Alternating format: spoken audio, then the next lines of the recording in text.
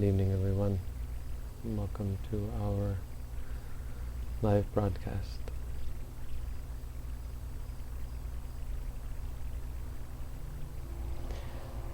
Today we are looking at Anguttara Nikaya, Book of Fours, Sutta 45, the Rohitassa Sutta.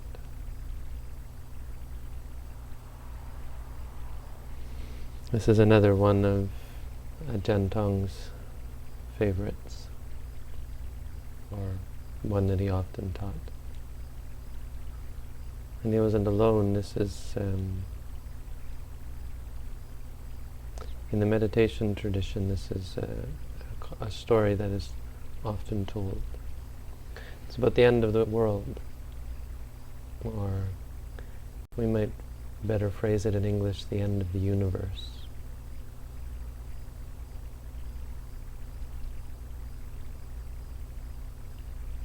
It doesn't refer to time exactly, but it's referring to the limit where you can go beyond, going beyond the world.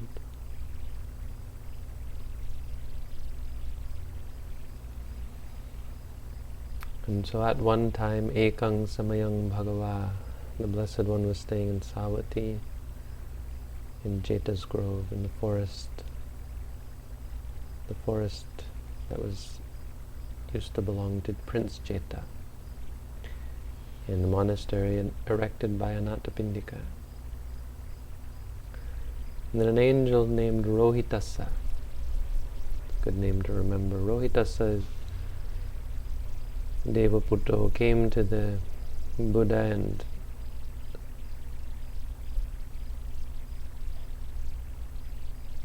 asked him, Yatanuko bante na jayati, na jiyati, na miyati, na chavati, na upapajjati. Sakanuko so bante gamane na lokasa anto, nyatum va, datum va, papunitum va. These are the kind of questions that angels ask. Angels have high minds. So that means, is it possible, Bhante?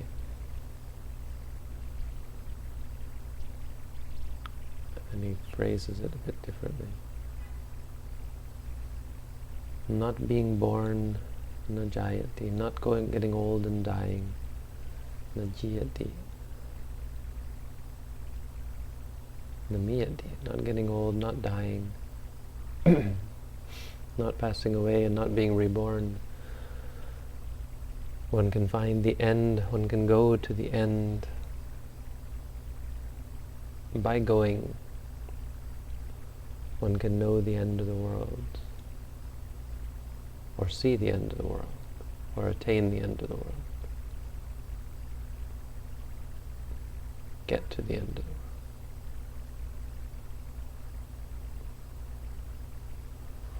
And the Buddha said, oh friend, not dying, not getting old, not being born, not getting old, not dying, not passing away and not being reborn. I say it is not possible by going to know or to see or to attain the end of the earth, the end of the world. Sorry. And Rohitassa says, well, it's quite wonderful that you say that, because in my past life, and here's the story, in this past life, he says, my name was Rohitassa, and I was a seer, a recluse, a forest-dwelling sage.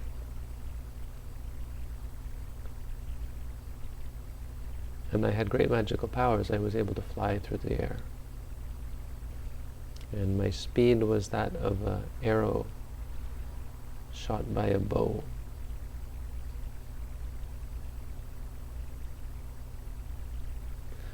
My stride was such that in one step I could go from the Eastern Ocean to the Western Ocean, from one side of India to the other. And so, possessing such speed and with such a stride, the wish arose in me, I will reach the end of the world by traveling. Decided that he would find the end of the world. Having a lifespan of 100 years, living for 100 years, I traveled into space for 100 years. This is in his mind, though. He wasn't physically running that fast, but his mind was so quick he could fly through the air so quick. I traveled 100 years,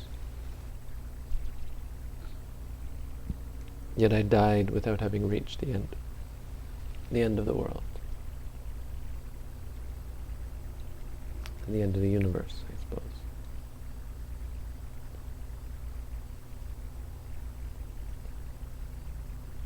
And he says, well, and the Buddha says, well, by traveling you can't get there. You can't travel so far as to get away from the world. But I say that without having reached the end of the world, there's no making an end to suffering. So this is the background story to our teaching tonight.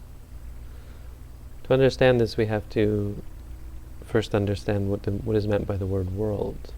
Because by world we think of it as the earth, this round globe that we dwell on, but that's not how it was understood by the Buddha, or it's not how the word was used in the time of the Buddha, it seems. So it means more like the universe. There are 3 worlds, and these are useful for meditators to understand as well, to help us get the right framework. The first one is Akasa Loka. So Loka means world, Akasa means space. It's the world of space. There is a certain amount of space all around us, right? In Buddhism there's a sense that space is not finite. Or perhaps there's just no sense that it is finite. It's probably not even one of those things we would even consider to think about. But nonetheless it exists. We have this world of space. Everywhere you look, there's space. Right? Space in between one room and the next, one house and the next, one country and the next, one world and the next, one planet and the next. There's lots of space. The second world is called Sattaloka, which is the world of beings. So we have the human world, we have the animal world, and these worlds are not places. These worlds are like spheres of existence. So when you're born a human, you're in what's called the human world, because you see things and you experience things as a human. But all beings put together, animals, humans, angels, hell beings, gods, they're all make up a world. Or a universe, or they themselves make up a sphere that you could call the universe. The totality of everything is the sum of all beings. Because without any being, what would you have? You would have sights that aren't seen, sounds that aren't heard. Everything that makes up the universe to say that it existed would be somewhat meaningless if there was no experience to be had. And from a Buddhist point of view, obviously, modern science generally thinks different, but from a spiritual point of view, it'd be meaningless if there was a universe without being. So that's considered the world. The world, in one sense, it's this physical world, space. But another way of looking at it is from the point of view of experiences, people, beings. The second one is not experience, the second one is beings, but the third one is called Sankhara Loka. And Sankhara Loka is experiences. The Sankharas are the 5 aggregates. Rupa, Vedana, Sanya, Sankhara, Vijnana. Everything that actually arises in your experience. When you see something, when you hear, smell, taste, feel things, all of this is Sankhara.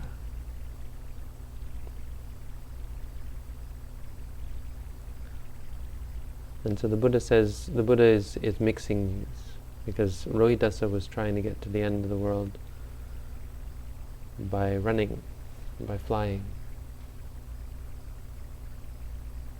It's an interesting thing to do, probably doesn't have much of a cognate in modern society. We don't tend to try and find the end of the world as a mundane or even spiritual practice today.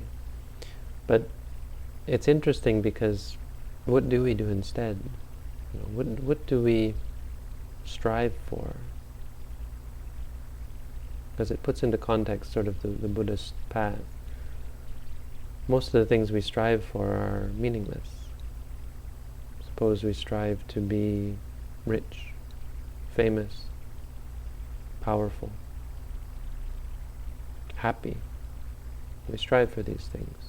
And we get them. Usually we don't, but suppose we do. We get rich, we get famous, we get powerful, we even get happy. Have everything we want.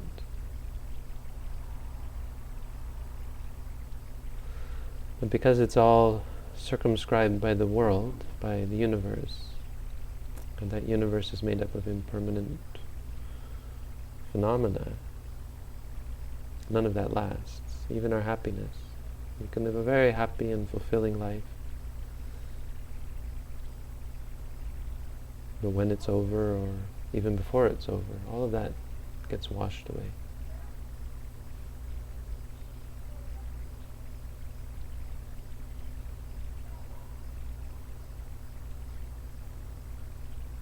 And so we don't try to find the end of the world. In fact, Rohitassa had the right idea. He went beyond the ordinary thinking. He had probably experienced such psychic potency or spiritual power that he realized that he saw things a bit more broadly than most of us, and realized that all this striving, all this running around was inconsequential. He had a taste of the power that he could possibly wield, and he started to wonder whether there was any way to go beyond all of this, to not be caught up in impermanence, uncertainty, instability, and the inevitable fall from whatever height we attain. I want to find a way beyond. But he still thought of the world in the wrong way. And this is one of the most important things a beginner meditator has to learn, is to see the world in the right way. Instead of seeing the world from the point of view of space or even beings, you see the world from the point of view of sankhara. And so as Buddhist meditators, we get a sense of what the Buddha's going to say here. We know where he's going with this. He says, you can't find the end of the world by traveling. You keep going and there's more space.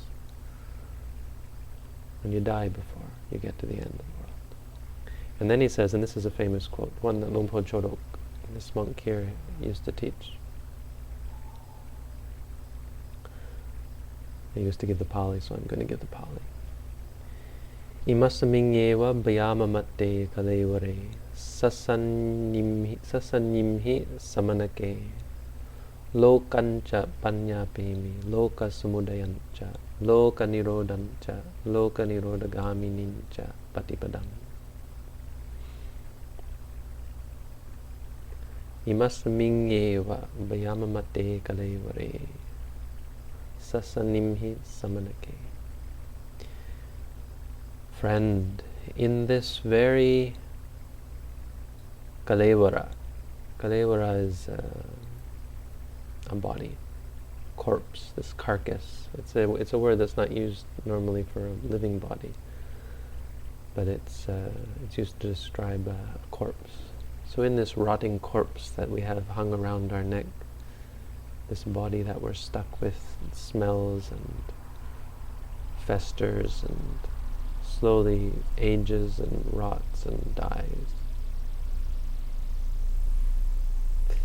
Bhyama mate.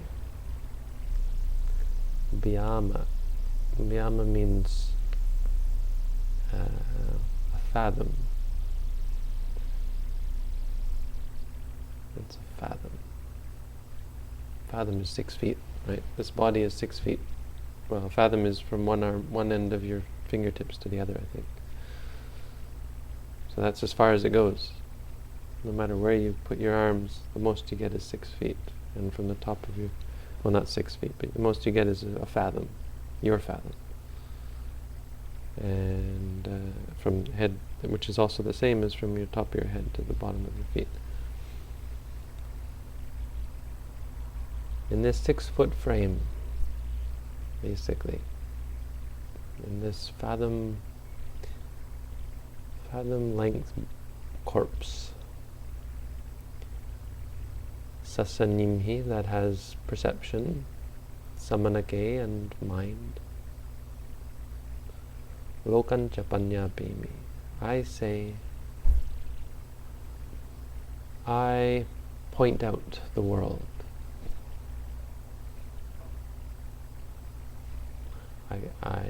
I make known the world.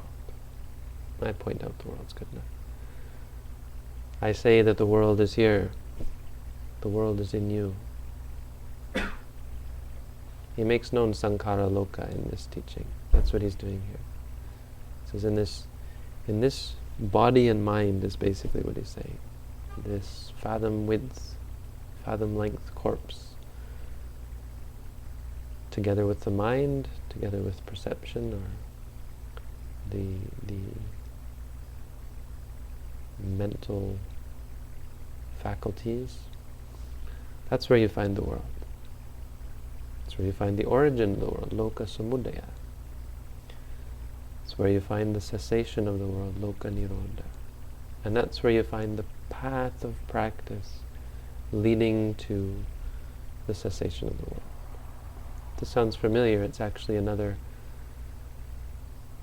formation of the Four Noble Truths, because the world is synonymous with the truth of suffering. Now, suffering doesn't mean painful. Suffering means not happiness. Dukkha, not sukha. You can't be happy in the world. It's basically, the ultimate conclusion that one comes to is that you can't find perfect satisfaction in the world. Now, most people are fine to live with that. This kind of teaching is not all that appealing to most people. You have to be quite high-minded, like Rohitassa, to really feel the Four Noble Truths. You have to be someone who's done quite a bit of meditation. Because the more you meditate, the more you see that really this isn't where happiness is. There's no peace here.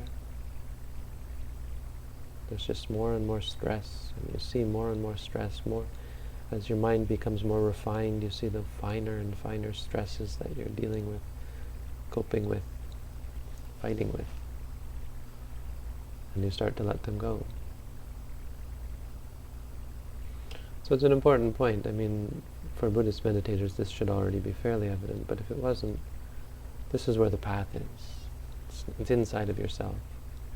There's a story that I think Mahasi Sayadaw tells, somewhere in the commentaries. 3 monks.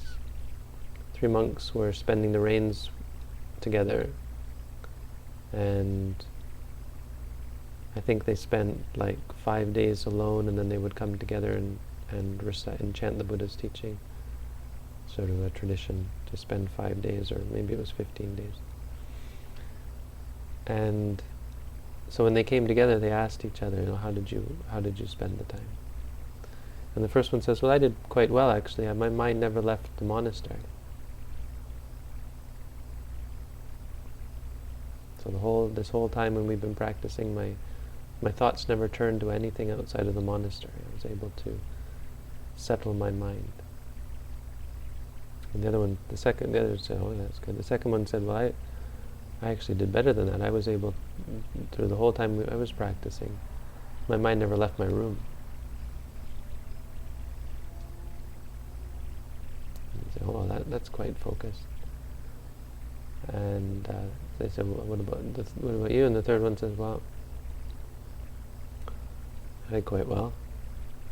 The whole time we were practicing, my mind never left my body.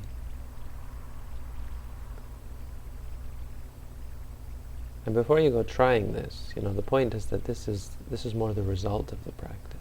This isn't something you should force. You can't force your mind not to think about things, but it's a sign of attainment. Like for an arahant, who sees seeing as seeing, hearing as hearing, smelling as smelling, tasting as tasting.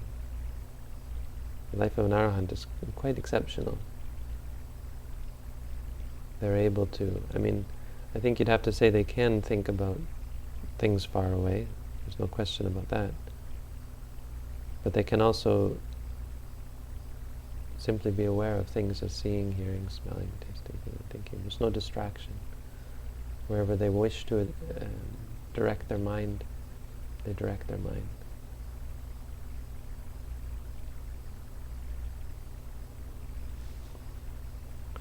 But what's interesting about that, and for our teaching tonight, is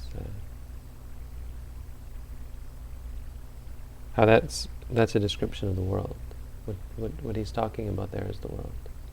His world is only, or he came to the understanding that that's where the world ends. It ends at the eye, the ear, the nose, the tongue, the body, the heart. That's all that there is. His world was just the senses, which is really all there is. When you see someone, it's not them you see, it's light touching your eye. It's kind of like being in a prison with a window, with 6 windows. And you can never leave the prison. You can just look out the 6 windows. So we've got the eye window, the ear window. But someone might come up to the window and all you can do is look out. You never actually leave. Our body is like a prison. Our being is like a prison. You can never leave behind the being.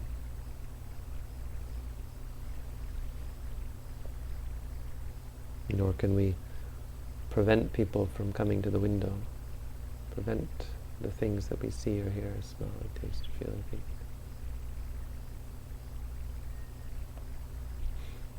So anyway, I thought that was an interesting teaching. We find the beginning of the origin of the world, the end of the world, and the path, all within this body. Our path of practice is inside of our own experience, our own body and mind.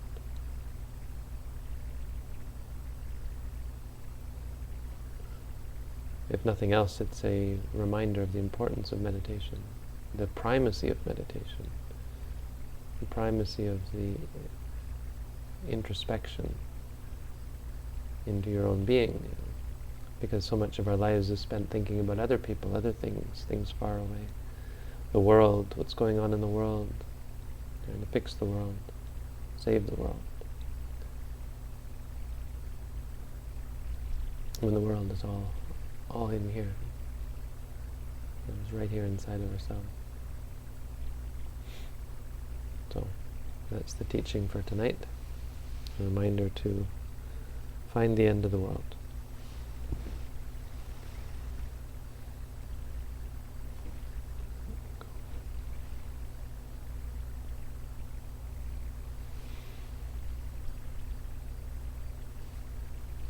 Like this little guy.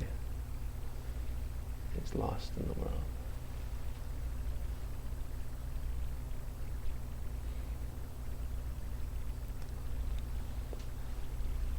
So, questions?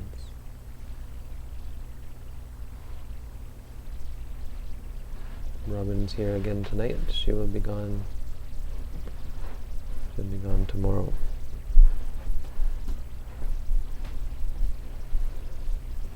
Just gonna pick up her microphone.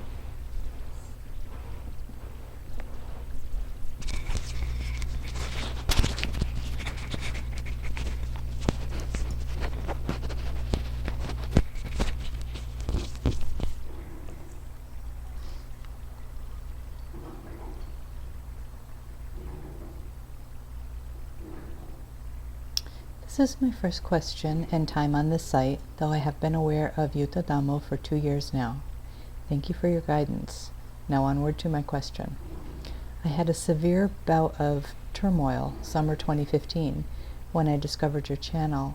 I meditated for a while and relieved my insomnia and anxiety, but several months ago I finally resumed my meditation practice, and just September 1st, 2016, I began Vipassana meditation.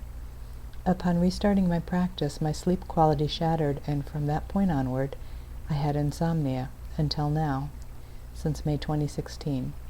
I'm not experiencing any potent or explicit or perceptible upheaval, yet my insomnia persists. Perhaps it is my upheaval now.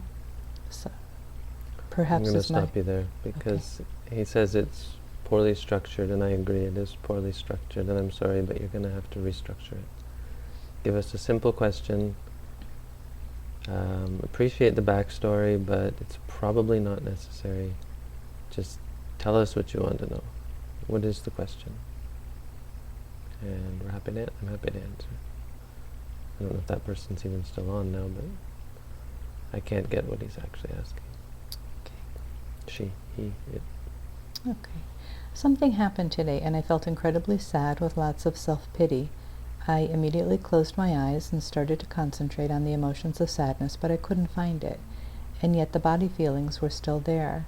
So I just carried on with normal life, and within seconds I totally forgot about being sad. It came a little later, less strong, and although I felt pressure around my eyes and my nose, I couldn't find sadness anywhere in my mind. Am I imagining this? You might be overthinking it. I mean, first you say you felt sad, and then you say you couldn't find the sadness. I mean, the sadness can disappear. So that's maybe what's happening. If by the time you look at it and try to be mindful, you're no longer sad, that's fine. Then you would focus on the bodily feeling. So you would say feeling. And eventually you'll get to the point where you're able to recognize, now I'm sad, and you'll say to yourself, sad, when you're actually sad. But you may be overthinking it, looking for something that's right under your nose. That can happen, where you're not realizing that, oh, I'm actually... But it's true, actually. I mean, sadness isn't... Mental emotions in general don't last very long. The physical results last much longer. Take anxiety, for example. Anxiety is something that lasts only a moment, but we feel anxious all the time because it's a physical feeling, and that's not anxiety. That's the physical manifestations or results, effects of anxiety. So sadness is certainly the same. The actual sadness is only the beginning. The physical and the eyes and everything is what lasts. Yeah, it's probably all that you're experiencing. But do try, when you are sad, try to be quick enough to catch it. It's good if you're present for it and able to feel the sadness. Say to yourself, sad. It helps so there's not such strong bodily effects as well. Would you recommend for a person to live a hedonistic lifestyle for a few years if they want to be a monk, just so they don't feel like they missed out on anything?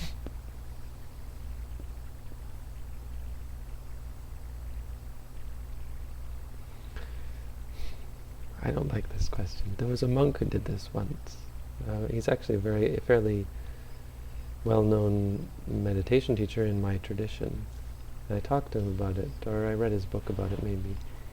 He was a meditation teacher for quite a while, and then he disrobed because he wanted to go and learn about the world. He'd ordained from very young. And he went and got married, had kids. And then he'd had enough of that, and he came back and he's a monk again. I mean, just the whole setup of the idea of missing. I mean, a person who thought like that. I mean, I'm not really judging you, but thinking of this person you might become who is a monk and thinking, gee, maybe I should disrobe because I missed that. I didn't experience the full spectrum of experience. I would say, the point is that person is missing the point. What they're really missing is the point of the spirit, the point of the Buddha's teaching. Yeah.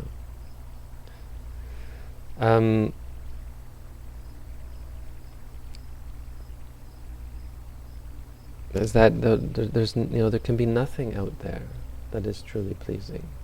It's not a matter of, I guess the simplest way to answer is you don't have to experience everything to know that everything is suffering. I mean, every sankhara is suffering. It's called insight by inference. There is an inference, technically speaking, an inference that goes on. I mean, reality is not made up of experiences in like getting drunk or having sex or robbing a bank. I don't know, experiencing everything, right? It's made up of momentary experiences, seeing, hearing, smelling, tasting, feeling, thinking. That's all that's real. If you get the Buddha's teaching, and you realize that it doesn't matter, it's not a matter of what you've experienced and realizing that everything is suffering. The everything is suffering or unsatisfying is based on the building blocks that make up every experience. But I think even really what strikes me immediately is not that. What strikes me immediately is what you're talking about is all that is unwholesome. I mean, the basic principle of Buddhism is that hedonism is a cause for suffering, that hedonism is bad for you. And so you're saying that there might be some benefit to doing what is bad for you, basically. Right? That somehow you could benefit from unwholesomeness. Which is really, how could I possibly recommend that? Why would anyone who knew the truth recommend that? What good could possibly come from doing what is bad for you? That's really the point. And that's what immediately strikes me. The argument could be made, and I guess this monk was quite a well-known meditation teacher. I don't know whether he regrets what he did or not, but is that you have to see that it's suffering for yourself. But that's in my mind, a complete misunderstanding of the Buddha's teaching, and that gets into this idea of the world, of the sankhara loka, that the world is only made up of sankharas. You don't have to go around experiencing everything. Insight by inference means once you see that the world is made up of very simple building blocks, seeing, hearing, smelling, tasting, feeling, thinking, all you have to do, in fact, all you have to experience is one single phenomenon, because you start to see that that's all there is individual experiences. All you have to do is see one single experience as impermanent or suffering or non-self. Impermanent, unsatisfying, uncontrollable. And if you see that clearly enough, that is the moment when your mind lets go. The next moment is an experience of Nibbana, or the next, I think it's 2 or 3 moments actually. And then there's the experience of Nibbana. So absolutely not. To wrap it up short, absolutely not. When that sort of thinking comes up, you think of that's Mara. This is Mara trying to trick me. Absolutely, that's Mara. And you try and note it. Wanting. It's really a good way of convincing yourself that you can go and do terrible things. Or, at least unwholesome things. So people do on New Year's Eve. They do all their bad things on New Year's Eve and then start New Year's or before they get married, Day, right? With all their New Year's resolutions. Yeah. Get all the bad stuff done It's first. like in Islam, I think they have this Ramadan where they fast and then they pig out. In Judaism, we have the Yom Kippur, where we fast during the day. They fast during the day and then at night they eat.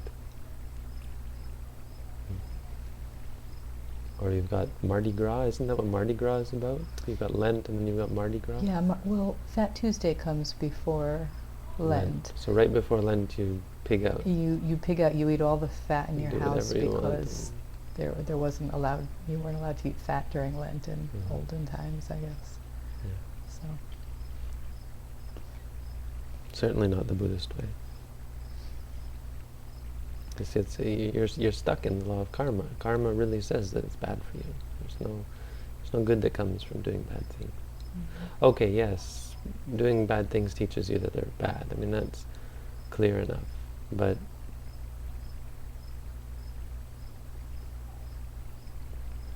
that's very conventional.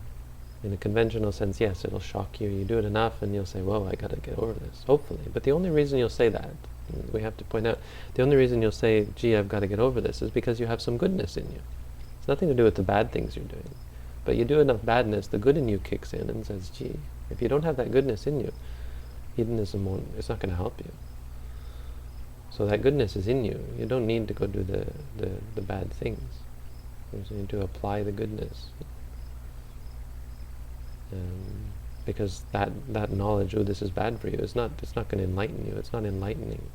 It's just enough to make you stop. So if you don't start in the first place, well, you're much better off.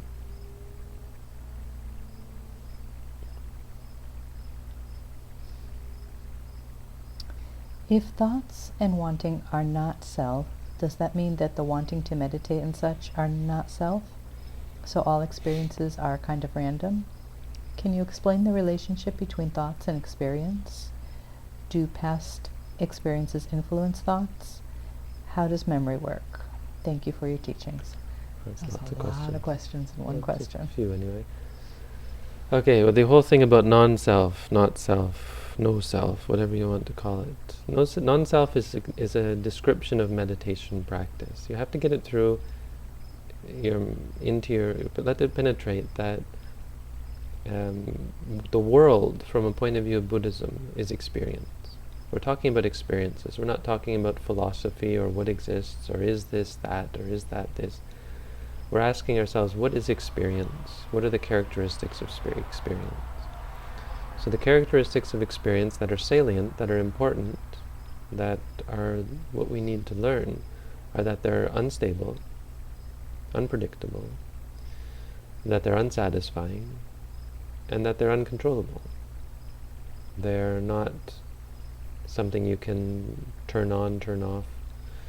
And moreover, more importantly, by non-self means they're not worth clinging to as me, as mine, as I. Because they're not worth your time. That's all. There's no big philosophy here. There is a self, there isn't a self. That's, in my mind, totally out of the realm of what's important, or what the Buddha was focusing his teachings on. So you're, rationalizing, or making logic and saying, therefore all experiences are kind of random. Has nothing to do with non-self. Non-self just means you can't control. It doesn't mean that things are random. Random is just a view. It's a theory. It's one the Buddha didn't subscribe to. Absolutely not.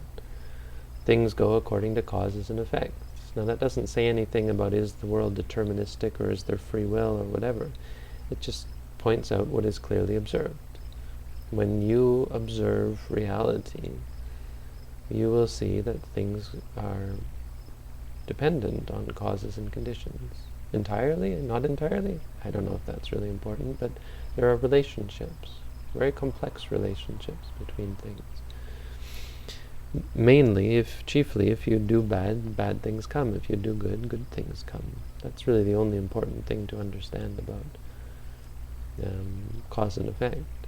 And so that inclines you to do good things, and you start to see the bad things you're doing as causing you suffering, and so you let go of them. Clinging mostly. Clinging to things that can't satisfy you. Why? Because they're unstable, they're unsatisfying, and they're uncontrollable. So that's about all I got to say about that part. The relationship between thought and experience. Well, thought is a kind of experience. We have thoughts, and those are experiences. Do past experiences influence thoughts? Absolutely. I mean, if you hadn't experienced New Year's Eve, you wouldn't have thoughts of New Year's Eve. If you hadn't experienced pizza, you wouldn't have thoughts of pizza. If you hadn't practiced meditation, you wouldn't have thoughts of meditation. So it definitely, and moreover, your thoughts are colored by your emotions. So if you're an angry person, you will see something and you'll think, oh, that's terrible, because you're generally a negative sort of individual, pessimist.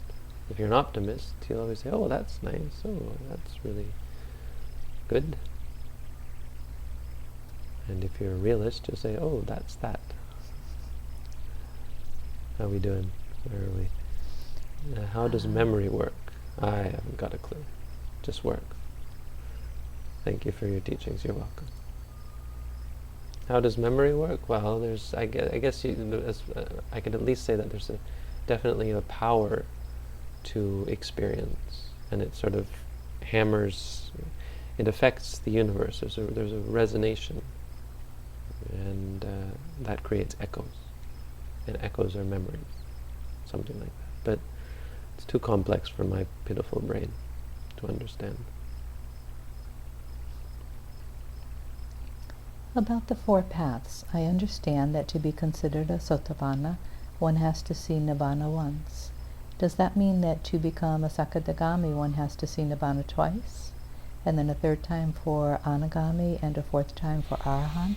Or it isn't that simple? I should have, this is a good follow-up question from what we were talking about last night, I think. It is a very good question. Okay, so here's the thing. I'm going to go a little ways out on a limb and express the understanding that, which I think is very much, it's definitely supported. It's not really going out on a limb. Sotapanna is a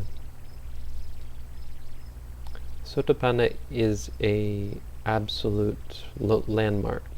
There's definitely a shift between a ordinary individual and a Sotapanna, because they've seen Nibbana, so there's a categorical difference.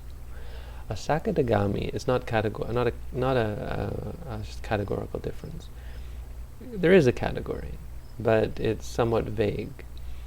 And how that relates is, what that means is a Sotapanna is that the answer is no. A Sotapanna experiences Nibbana again and again and again, until they eventually get to the point where you can say that person is a Sakadagami. That's all. That person continues to see Nibbana again and again and again until they get to the point where they've completely rooted out greed and anger, or desire for sensual pleasures and aversion. And then they're an Anagami. Now that's more of a categorical difference, because there's none left. A Sakadagami just has weakened sensual desire and aversion, but a Sakadagami has completely rooted them out.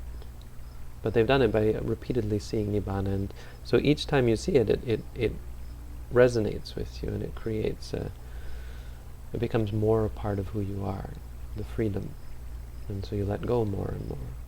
But an Anagami gets to the point has gotten to the point where they've completely let go of sense, desire, and aversion. An Arahant is another real landmark, of course, because they've done away with delusion. All greed, all anger, all delusion. They've done away with it.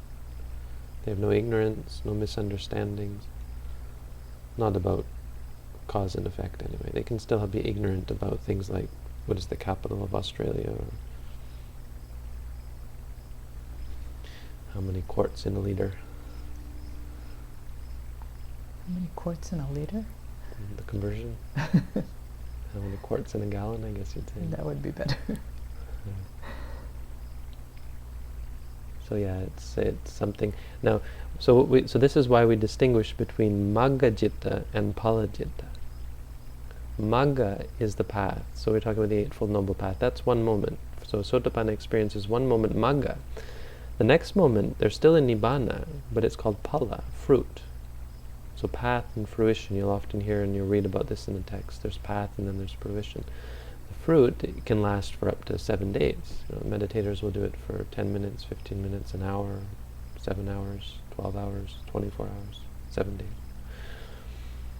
But that's all fruit, and then they can go back into it. But it's always called Phala, fruition, until they get to that landmark that's either artificial or real. But it's that moment where you can say that person is now a Sakadagami. So that we call Magga Citta, again, the second Magga Citta. And then Anagami is the third Magga Citta. And Arahant is the fourth Magga Citta. So there are only 4 Magga Cittas for each being. You can only experience Magga Citta 4 times, but it's just a name. in quality, it's the same as Palacitta. It's just the experience of Nibbana. But it's distinguished, artificially distinguished, as being that mind which destroys the defilements for that path, or that enlightenment, that stage of enlightenment. Hopefully that clears that up a bit. Will you ever remake the meditation video series you created, Bhante? Is it that bad? If it's that bad, I'll think about it. Tell me it's horrible and I'll think about it. It's not the greatest, is it? Done many years ago. Good quality camera, though. That's what the book was for. The booklet was meant to address some of the issues in the videos.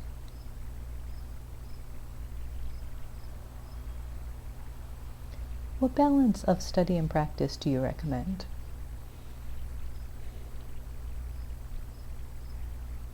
Definitely way more study, way more practice. You wouldn't worry about study too much.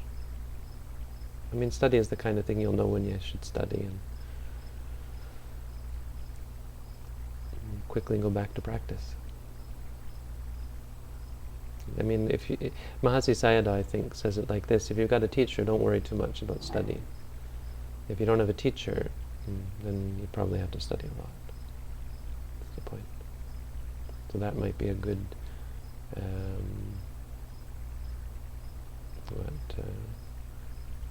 what's the word? Defining quality? What's the word? Thing that you take into consideration is whether you have a teacher, or how much of a teacher you have. If you have a teacher who's with you every day, you don't need to study much at all, if at all. Like meditators here, we don't allow them to study. They can read my booklet if they want. But that's because they've got a teacher. Now, if you don't have a teacher at all, you really have to, Mahasi Sayadaw said, you really have to study all of the Buddhist teaching. Read the whole Tipitaka. You don't have a teacher at all. Maybe not that much, but you should study quite a bit.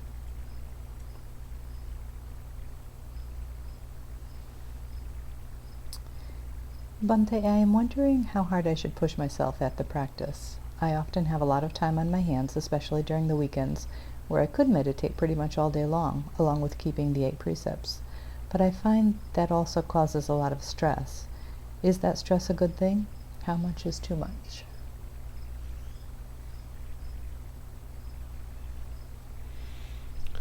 See, if you're not actually meditating is not useful, I guess is the point. So it's the question as to whether it's possible to do too much practice.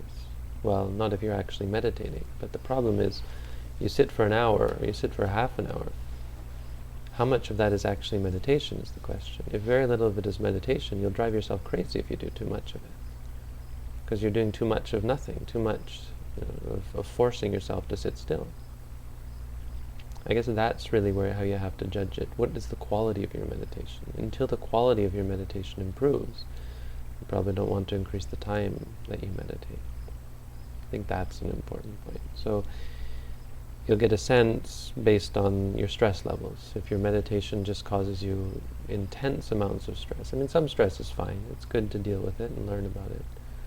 And eventually it'll actually help your meditation if you can learn to deal with it. But when you stress yourself too much, you can just end up driving yourself crazy. Or turning yourself off of meditation. You actually end up hating meditation, right? Because you're cultivating such aversion to sitting still when you're not actually meditating.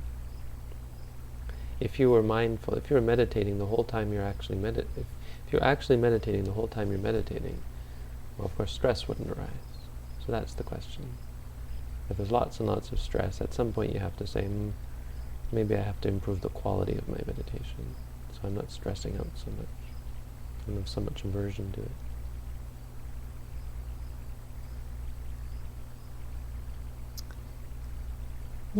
What do Buddhists think about Lord Sri Krishna and Srimati Radharan? Do you believe Buddha was an incarnation of Krishna? No. We don't think about Krishna. We don't call him Lord either. And Srimati Radharani, I've never heard that name. Krishna is a later god, right? Krishna is not even in the Vedas. And then someone will say, oh, of course he is, but the name Krishna doesn't come until later, I believe.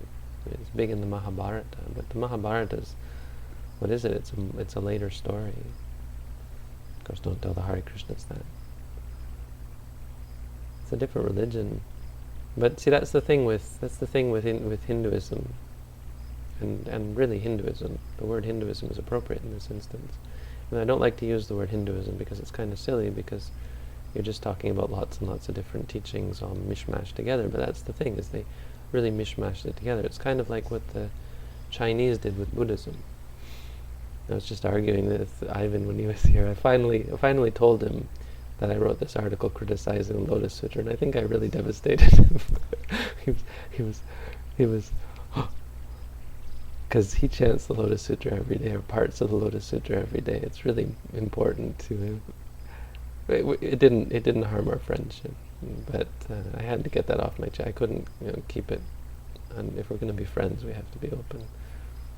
And so I explained to him what the article said, and I'd be open to an interpretation that invalidated it. Anyway, my point was, and I explained, and he said this was true. He said they did bring together all these different teachings, which were conflicting. There were teachings. These in India, these guys were arguing with each other. One person said this, another person said this, and it was in order to refute the other person's arguments. But in China, they found all these teachings, and Yu Yi and all these other guys, they had to make some sense of it, and so they tried putting it all together in terms of religion, to make a religion, and they used the Lotus Sutra to do that. And that's how the Lotus Sutra became very famous in my mind, all over, because any practice you wanted could be called Buddhism, because it was called skillful means, because the Buddha, of course, taught, as they say, different ways for different people. So what you found is in Japan, you had one group of people claiming that their luxurious, affluent lifestyles was a skillful means. There's a way that can be a practice that leads to enlightenment. And at the same time, you've got these ascetics living in Japan. At the same time, you've got these ascetics living off in the forest, saying that the Lotus Sutra tells them that their teachings or their practice is good.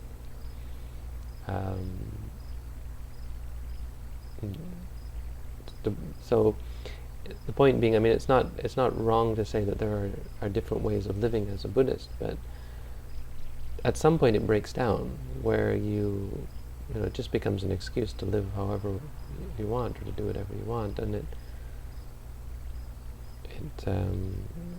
becomes a teaching of nothing, and that's where you get really crazy teachings. From my point of view, teachings that are no longer about saving yourself; they're about having God save you, another Buddha save you, or something. So, how that relates to Hinduism is they did the same thing. They've tried to bring everyone, fit everything in, when what you've most likely got is a lot of indigenous religions. Like take Shiva, for example. Shiva is the god of fertility, which is all over the world. In any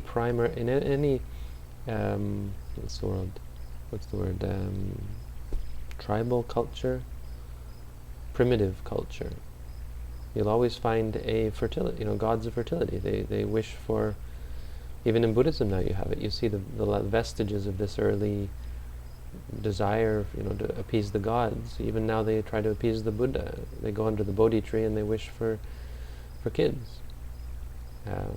But that was a big thing in ancient times, and so they would have these phalluses, or women with large breasts, or women with oversized, clay statues of women with oversized sexual organs, or men with huge sexual organs, that kind of thing. And so out of this comes Shiva, and what's he represented by? A phallus, a linga. doesn't look like a linga in modern times. It's just a big dome, but or a pillar or whatever. But originally, the Shiva linga was a phallic symbol. And it's specifically a phallus. So, but then they fit Shiva in there, and now I'm told that Shiva's actually Rudra. Rudra's in the Vedas. So they say, well, that's Shiva. But it's not really. I mean, it's just what they say. I could say he's Buddha. But this is what happens when you have many, many different teachers teaching many different things, and someone later comes along and tries to fit it together. That's what they did with Christianity and Judaism. They tried to fit it together, put everything in its place, because you can't have one set of gods over here. You can't allow them to have their set of gods, and we've got our set of gods, right? So the Judeo-Christian religions tried to fit everything in one God. And, well, we have the same God, but they just don't understand God. And Hinduism did this as well. It's all the same. Krishna is on top. Well, Brahma is on top. No, Krishna is on top or whatever. Indra, where's he? Well, he's down there somewhere. And you fit everything together. And then someone comes along and says, well, actually, it's all the same God. You've just got all these different incarnations. Something like that. I haven't kept up with it. But Krishna has all sorts of incarnations, and so then they have Buddhism, and they say, well, Buddha is just another incarnation of Krishna. But there's no sense to it, and there's no historical validity to it. It's a modern thing. It's a modern belief. There's no ancient text that says, yes, there will come this guy, and he'll call himself Buddha, and he is just another incarnation of me. It's totally after the fact, so there's no reason to believe that it has any validity, spiritually or otherwise, because that's all it is. It's a brazen attempt at fitting everything in together under your religion. It's actually quite insulting to, if we were the sort to be insulted, to be considered, to have the leader of your religion be told that he's just another incarnation of some useless god up in heaven. So that's all I have to say about that. And I don't answer questions like that, because they have nothing to do with Buddhism. It's probably a great way to grow your religion, though, when you're just convincing everyone that it's all the same. It certainly is. I mean, look at how successful it is. Yeah. And the other thing is you're also dealing with people, with ordinary people who don't have deep knowledge of religion, but they have a feeling of needing to get along. This is an ancient, primal urge to get along, to fit into society. So if you have this family over here believing in this God, and this family, if you don't find a way to make it all work together, how can you live together? How can you socialize? Well, I believe in Hanuman. Well, I believe in Rama. Oh, it's okay. They're friends. Find some common ground and then just go all the way with it. It's all the same. Is it necessary to understand dependent origination to understand Namarupa? I read that somewhere. I can't remember where. Okay, well, the stages of knowledge go like this. You're talking about actually the first two stages of knowledge. The first stage of knowledge is just understanding Nama and Rupa. So no, dependent origination is the second stage of knowledge, technically. The first stage of knowledge is just seeing what is. It's like you open the door and or your refrigerator, and you see what's in your fridge. Okay, there's that. When you sit down to meditate, you start to see there's the body and the mind. If you read my second booklet on how to meditate, if you, in the context of your question, I would recommend reading the first two chapters, or maybe it's the second and third chapter. But they talk about the first two stages of knowledge. So after seeing the nature after seeing Namarupa, you start to investigate the nature. So this is when you take the things out of the fridge and you smell them. You start to see that Nama and Rupa work together. Sometimes Rupa is the cause, Nama is the effect. Sometimes Nama is the cause, and Rupa is the effect. But they work together in terms of cause and effect. And that's basically what dependent origination says. Dependent origination is just one formation of causality. For a perfect understanding, you have to read the Mahapatana, which has the 24 types of relationships, which is quite complex. But basically you learn all that in the second stage of knowledge. You start to see how things work together.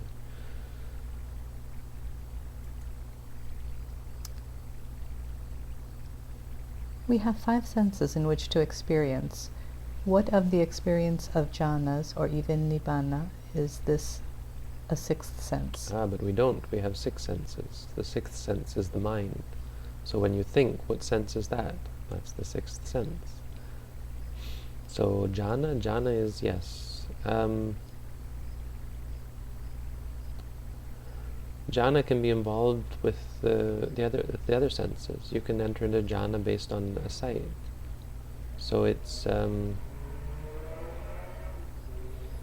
it can still be the 5 senses. You enter into a jhana based on a flame, say. This is a common, even in the West we know this, flame.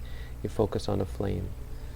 You enter into the fire kasina, and that's using, it's called rupa jhanas. Now rupa jhanas have form as their object.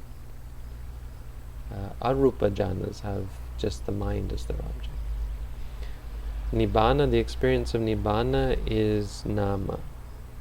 But I talked to a monk about this, and because I'd heard a quote somewhere, we used to chant nama rupang anicang. Nama rupa is impermanent, and so we understand, well, nama rupa is impermanent, that makes sense. But then they say nibbana is nama, but nibbana is not impermanent. And it's one of these technical questions. So I asked this Abhidhamma teacher, the abbot of Wat Rampung. We were in India together, I remember this, and I got stuck in a room with him, and not stuck, but I got put in a room with him and another monk, one of the teachers at the university. And the teacher at the university said, "This is your chance, Noah. You're in a room. You're here with Ajahn Supan, and you can ask him anything you want." And I said, "Well, there is something I wanted to ask." And so I asked him this: How can nibbana be nama when nama rupa are both impermanent? And he said, "Well, it is nama, but and it was a weird sort of answer, but it's kind of a cop-out actually." He said, "Nibbana is actually, nama, the meaning of nama sometimes is just anything that's not rupa. So nibbana is nama because it's not rupa. And therefore not all nama is impermanent. Anyway. But nibbana is nama. So that's the 6th sense. It's an experience that is purely mental.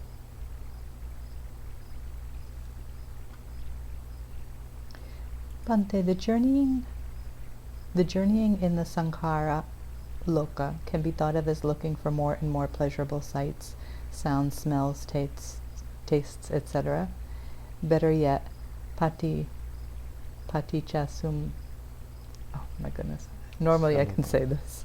Paticca samappada. He's not asking a question, itself. He's making a statement and putting a question mark after it. He does this a lot. Sankara, what is your question? Are you asking for verification of your views? Maybe I read it wrong. No, I'm reading it too. It's good.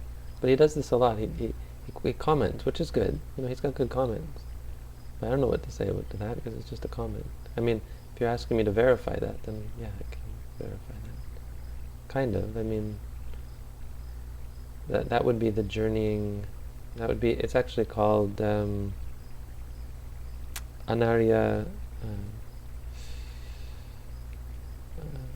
pariyesana, the ignoble search. There's arya pariyesana and anarya pariyesana. So what you're describing that's how the Buddha labeled it. He called it the search for the ignoble search. The noble search is the search for that which is undying. Paticca samuppada goes both ways. There's the paticca samuppada in terms of what leads to suffering, and there's paticca samuppada in terms of what brings about the cessation of suffering. So kind of maybe confusing things. What makes for a high-quality meditation session? The moments. In our tradition, it's the moments. How many moments do you have where you're clearly aware of something? When you say to yourself, pain, and you just see it as pain, that's quality. How much of that you have?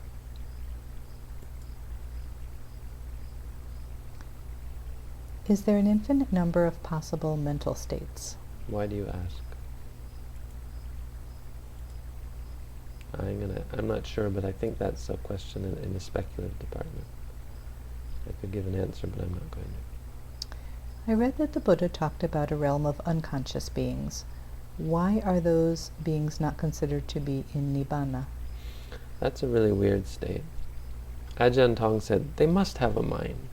So I'm going to go with him. He said, there must be some mind there. So I think I argued with Sanka about this, or debated it, or he explained it to me. Sanka could probably explain it better. I'm not going to, I'm, you know. No. So we're not talking about people... Again, speculative. No, there's a Brahma loka where it's only rupa. Oh, so There's not no- people in no comas nama. or anything like that. I don't know. Not interested. You're all caught up, Bhante. All right. Thank you, everyone. Thank you, Robin. Thank you for coming. Robin and her husband, I told them I was going to switch rooms. So they took all this stuff out of one room, and then I told them, I'm not going to switch rooms. So they put it all back. But they did much more than that, because it was a mess in there. We just threw everything in there when we came, and I never bothered to. I always thought, oh, I'll take care of it someday, or I won't. But now, if you look in there, it's all organized, and you could actually put another meditator in there potentially. So thank you, Robin. Very welcome, Bhante. And Alan. No, what's your husband's name? Andy. Andy. Yeah. My mother's husband is Andy. Yes, Alan. Andy. Robin and Andy. So, you see, this example, take it as an example. We need more people coming to visit. Come visit us. Stay with us. Actually, we don't have that much we need to do. I just happened to have something big that needed to be done, but most days we don't have much that needs done. Maybe cutting the lawn. Who's cutting our lawn? Do we have a company doing it? You have a lawn service cutting We your do. lawn, Okay. and it's funny because the lawn has been dead since July. It's been a really dry summer here, so Uh-huh. it's dead. I'm not entirely sure that it Well, grows. he's been going in our backyard and Mhm. trimming.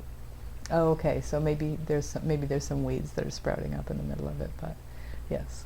Have we been paying him? Have we been paying him? Yes. Yeah. We pay him $30 Canadian each time he comes, which is twice a month. Mm, okay. And from what I've heard, that's a reasonable price.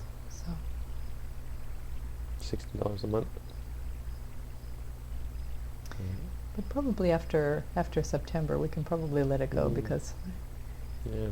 the lawn's been dead for a long I time. think next year we probably shouldn't do that. Next year we Okay. should probably, there's people who visit enough. Sure. I can just ask someone.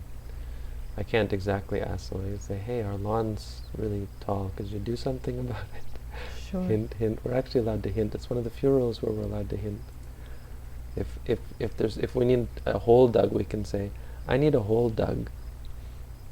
I can't remember if we can even say here or not or something. It's really kind of out there, but we can't tell someone directly to cut the lawn or dig a hole, but we can't do the things ourselves. But we can hint because they're somewhat conventional rules that aren't really all that important. I'm sure we can find people to cut the lawn. I mean, now that I have so many Sri Lankan supporters in the area, one of their kids can do it. Now they're happy to do these, happy to help. Got people around here who are happy to help. And Jason was here today. He'd do it for me. He might be watching. So maybe we can get a lawnmower and put it in the shed in We the don't back. have a lawnmower? We don't have a lawnmower. That's the no. point, huh? We No, can they're get a not lawnmower. expensive.